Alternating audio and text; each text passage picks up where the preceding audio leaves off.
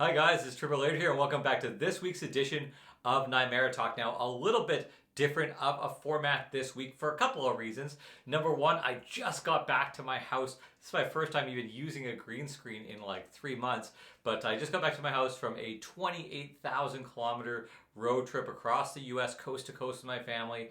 And yeah, we are just settling back in, and it's also Father's Day, so we got tons of plans going on with that. And if any of you guys are fathers out there, happy Father's Day. It's a ton of work and I'm sure you are doing awesome. So what are we going to be talking about today?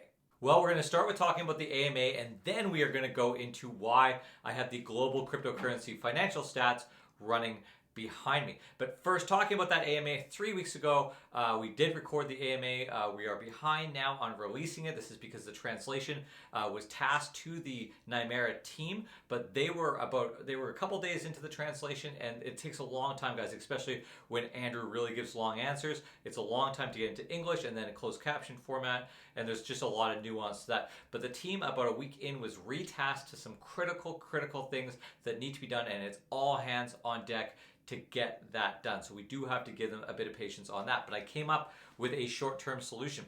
I talked to them as recently as 2 days ago, and they did mention to me that the translation is still happening as a trickle, and it should hopefully be complete sometime this coming week after this episode is released. So the second I get it, guys, I don't care how long it takes, I'll sit down, I will recruit my wife in, we'll get it all inputted up into YouTube and time it out with Andrew's responses, and then we will get that out ASAP. But my solution in between is to give you guys basically everything I have, you're going to get today.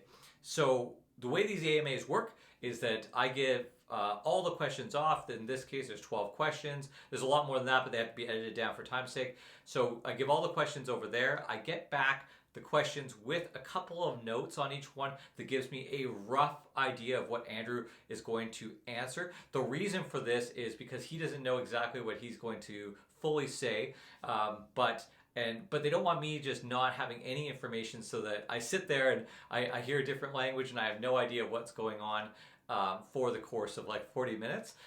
In this case, because I have a few cold notes, I am able to have a rough idea of what Andrew's talking about and give a little bit of a response. So if we're going to have the AMA come out on the next episode, I want to share with you guys the sneak peek, which is to give you everything I have now, and then that's it. It's all out there. So the way it'll work right now is I'm going to give the question themselves and a couple of the cold notes that I got back from that for time's sake, and then afterwards we'll talk about why I have this data floating behind me and the big picture of everything that's going on. So let's not delay anymore. Let's dive right in and look at these AMA questions and the notes I have back from Andrew. So the first question that we asked Andrew, this is also giving you guys the questions we asked.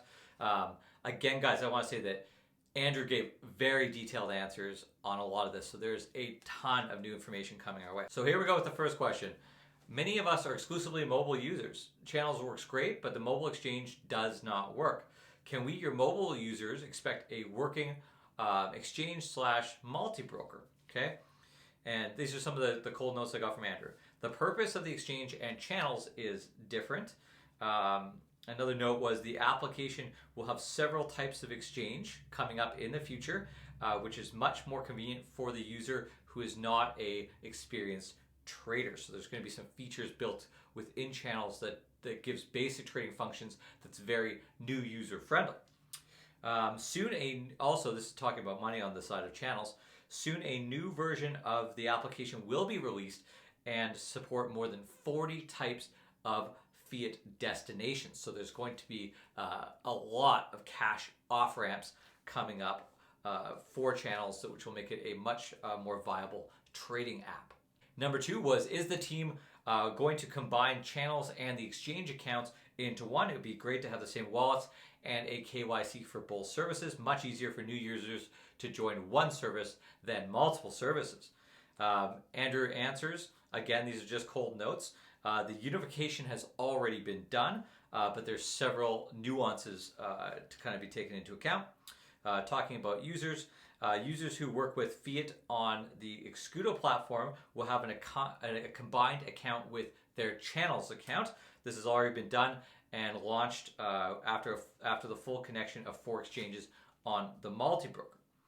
And users who work on Nimera will not receive such an opportunity yet, or until we figure out a couple of the legal issues to solve around that. Again, guys, this is just snippets of a much bigger piece, but it does give you the questions and an idea of some of the answers. Okay, for number 3, we asked, when can we expect details and the documents on the node setup for the observer validator and the requirements for each one? Some of Andrew's notes. Right now, we're testing various builds for this. Next couple weeks, whatever, will be an announcement about the testnet launch procedure, as well as the hardware requirements for this testnet will be higher than the ones that are currently required for the EON network. In addition, he will say that the number of validators will be limited to this figure of 100. Not observers, but the actual validators on the network will be limited to 100. This next question, number 4, was just excellent. I loved it. A tool is nothing without its user. You make claims about partnerships and the state of current partnerships and what can we expect in the future, any real information, names and dates and stuff like that. So I don't have, and Andrew's not going to send me, especially with NDA stuff, he's not going to send me the list of that, but of course that doesn't mean that he didn't disclose some of that within his speech. But the notes I have on this question were, Andrew says, I absolutely agree with this statement, a service is nothing without its users. Now let's talk about the users. I can tell you about the users, as you all watched and for which we were quite rightly scolded. We had no advertising, no marketing activities, and with all this, the number of downloads in both channels approached 200,000 downloads with no ads. In fact, we are now only approaching the commercial exploitation of our ecosystem. So it's only really to this point where they feel confident to start to explore and exploit the commercial applications of everything that's been built up so far. And of course they need to, because they have to generate revenue. Number 5 asked, in the last AMA, you talked about a 10 times increase in current user base. What is the progress on this? Some of Andrew's notes are, there are reasons for this, and in order to not be unfounded, I'll tell you why I think so. You've already decided whether it's justified or not. The weak point of the project is a huge project of a financial ecosystem, okay? So, which includes a colossal number of services that are not visible to the user and a variety of technologies. And this large scope that we've created does not allow us to enter quickly into the market. But this is also our advantage. For example, a striking example is the Channels SDK. In fact, it's basically a banking infrastructure for any company within 2 hours. So, of course, when this project started, they're trying to create an entire financial ecosystem. They're not just focused on, okay, we're a project that's going to make channels or an exchange or a multi-broker system. They're trying to do it all at once. And of course, this has a lot of positive aspect when it's finished and a lot of detriments during the development. So this question did have a very, very, very long answer. So I'm sure we're going to get tons of details on that. Number 6 asked, is Nimera planning to bring different types of DApps to the platform, such as DeFi apps, NFTs, etc.? And when can we expect information on this side of the project? Andrew says, yes, Nimera will be focused on decentralized assets with minimum formalities. In the fall, after the launch of the mainnet, the Nion mainnet, we will provide projects that will be the focus of the project, as well as invite teams to develop services on our blockchain and on our infrastructure. So it's a hint there that is coming in the fall. Number 7 asks, could the Nimera exchange or blockchain be used for launching licensed or regulatory security token offerings in a completely legal manner? Are there plans for such STO services for other companies to issue their tokens off our platform? Andrew answers, the Nimera platform, which is a direction towards complete decentralization.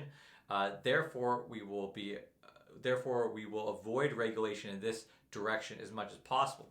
But for markets and users who need full regulation, Excudo remains and will be. So what we have here is the opportunity to have all of our decentralized great stuff about the crypto world on Nimera, and all of the connecting to businesses and banks who need the regulation to even participate can go to the Excudo side of the products. Number 8 asks, Is the project planning to have a community voting platform similar to the forum, but where we can create proposals and vote with tokens like Compound or DAO protocols? How will the quorum in the Nion blockchain be formed? And will there be qualifications to apply? Andrew's notes on this came back to me as we already have a project for such a platform and are launching main solutions, and we'll begin to implement it, which is important. We used a different approach to its development.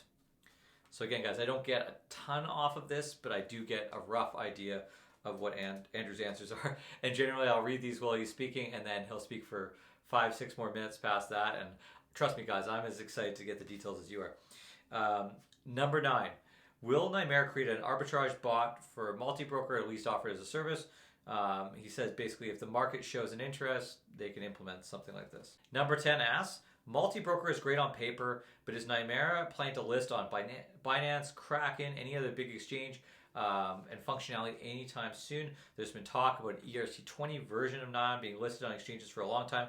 Can you speak on this, when this will happen, and how long term it will take?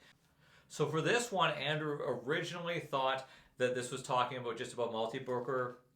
The way he answered his notes back to me was talking about Binance is already integrated in final testing phase. We already have connections for 4 sites, but as far as finances are concerned, we have to spend a significant amount of time on effort on testing to make sure it goes well before launching live. Now, during the AMA, we actually stopped and discussed that it was more to do with listings, and then Andrew gave a whole big answer on that, which I don't have any information on, but we will get very, very soon. Okay, for number 11, will you translate the Nimera website to other languages? It'd be great to have the main site translated to Chinese or Spanish like the exchange. So Andrew says yes, in the future, in accordance to all geography of requests, they'll definitely translate into whatever the market desires. And number 12, the last question we asked was, how is Nimera planning to differentiate itself in a competitive landscape of blockchain companies that are offering a lot of similar and overlapping services? So I only have a couple notes on this, but I know that Andrew gave a long one. From the very beginning, we saw the power of combining 2 worlds, 2 markets, and 2 approaches. Then he gave a simple example of this in my notes for DeFi. For example, you need to buy crypto for a decentralized service. Earning their return to the exchange or the exchanger will be able to buy goods and services. These are all different services, different developers. Here with Nimera and Excudo, you receive everything in one box, and you do not need to send these users to another service. But again, guys, I know there's lots more than that. So in the end, that's really what I got before the AMA. But as these things go, there's so much missing. I think that is like 10 to 15% of what each answer really is if you look at the whole. But it does give you a rough idea of what's going on in Andrew's mindset when he does answer these questions. And I just want to make sure that you guys had everything I have, as I did not expect this delay. Now, hopefully you're not too tired of staring at my face, and we could just talk really about the big picture, which is the focus of what I have been thinking about across the last 2 to 3 weeks, as things didn't go exactly the order that I really wanted them to go. So looking at the screen behind me, you've seen this whole time we've been talking about this scrolling cryptocurrency market, which really does indicate that the bull run for cryptocurrency, at least for the beginning 2 quarters of this year, has come to a close. We've seen some strong corrections board with some really strong rises. Now, if we look at a whole year scope, Bitcoin 1 year ago was $9,000, guys. So it's doing well as the kind of leading marker cryptocurrency. Lots of projects have had big rises and falls even within this one cycle. We have seen brand new projects start and end within this last 1 year cycle. So there, we can think about those projects that have fallen within the last year. Now I want you to think about how many projects have started and failed within the last 4 years. Okay, since we started this. It's a lot. And this is the nature of all emerging markets. What that shows me, that market shows behind me, is that we are in a brand new baby market. We're 10 years into the world of cryptocurrency. Personally, I think that this is the beginnings of an entirely different financial future and financial marketing future for the whole planet. I think we are going through a massive transition. And what I think the important thing for us as investors in this project is that even after all of that, Escudo remains, and they're still doing their best to be part of that. Now, of course, all cryptocurrencies, as you can see behind me again, have huge amounts of risk. That's why I put any investments I have in cryptocurrency, I put into a high risk category. But I personally think that the Nimera idea of the proof of time concept, all of that is great. I think the Escudo idea of just connecting the banking world to the crypto world was great, but a bit bold and a bit early. So now they're taking their time to really try to focus on what the short-term consumers want and need in between. So in the big picture of all of this, the whole world out there of cryptocurrency is taking a massive risk, trying to create something very new. And I think personally that that is worth supporting. Well, guys, that's my rant for the week. I am going to go enjoy Father's Day with my family. Maybe I'll relax and play my dusty Xbox that's been sitting here for quite a while, and just take some time to relax post-trip. I really appreciate all your guys' support. I wish the best for the project. I'm doing everything that I am on my end, and I hope that you guys are on your end too, because I know the team is busting their ass off to make this as successful as it can possibly be. Make sure to like and subscribe, guys. I hope to come out with that AMA. I know they're working on it now, so I hope to have that AMA to you coming up this next week, and then we'll be able to break that all down and discuss everything going forward. For Nimera Talk, I'm Triple A.